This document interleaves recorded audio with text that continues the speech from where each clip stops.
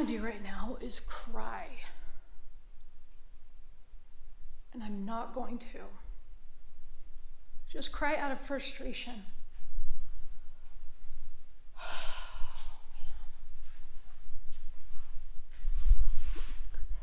Maybe I'm going to.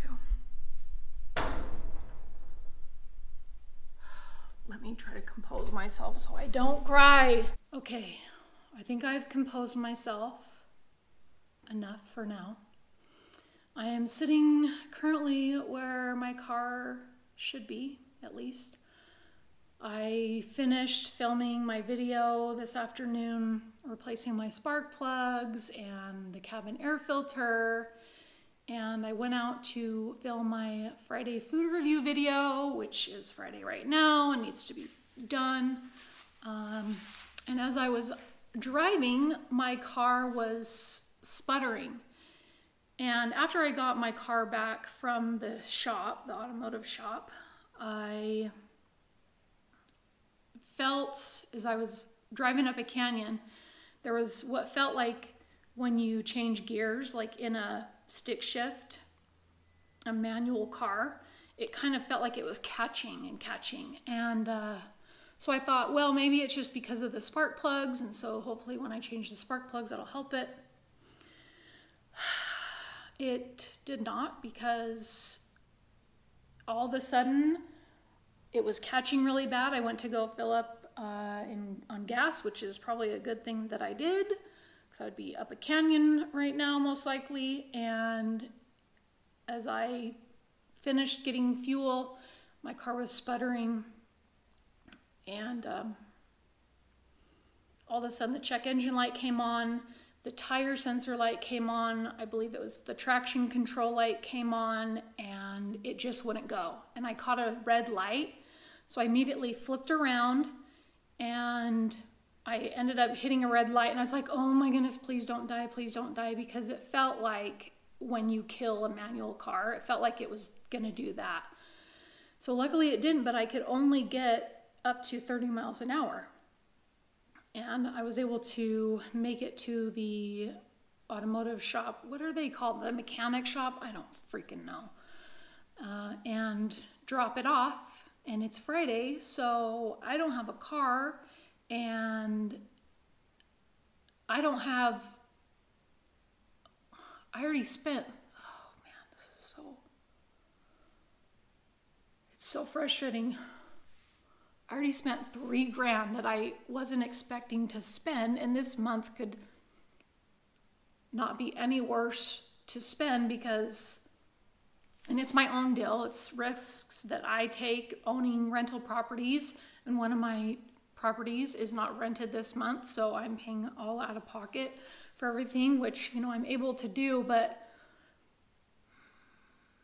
now's not the season for renting, and I didn't want to have to spend this much money on my car before purchasing a new car. But here I am, and now my car is back in the shop. The check engine light did not come on at all in like the past, when I replaced the battery and I didn't tighten the bolts enough. I was actually going to pull over and tighten the bolts on the battery thing, thinking maybe that was it, but it didn't feel like it was doing the same. It didn't feel that way when I hadn't tightened the battery bolts a while back. And so then it just started feeling like it was going to die and going 30 miles an hour. So, you know, this place said that when I picked the car up initially, that if the check engine light comes on, you know, then they'll look at it and not charge me a diagnostic fee. And I reminded them of that. Hopefully they will not. I mean, could it just be a coincidence? Like, all they really dealt with was the suspension stuff. I mean, they did a safety overhaul on the car, and that's how I did all the suspension work. But I mean, what's going on with the engine? Like, is it just a coincidence? It makes you feel like they did something to the car, which maybe they didn't. I have no idea, but I am beyond frustrated. So luckily I have filmed some videos that I can get posted because I got to pay these bills I was not expecting, and I'm going to be doing my Friday food review filming just right here in the garage or something. I don't, oh man, I'm beyond frustrated. So on my way to film a video, let me see, 2 minutes.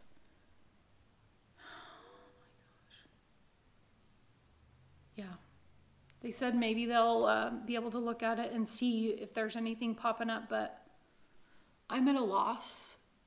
Could me doing the spark plugs have done anything? I mean, I thought I tightened them down enough. I mean, how hard is it to tighten them down? Is just unscrew and screw in? Like, is it that easy? Anyway, I'm at a loss for words. Very upset. So I am open to, freaking hey dude. So I'm open to suggestions as to what may be going on. I mean, how much can you guys provide any input without seeing a car, hearing it, feeling it?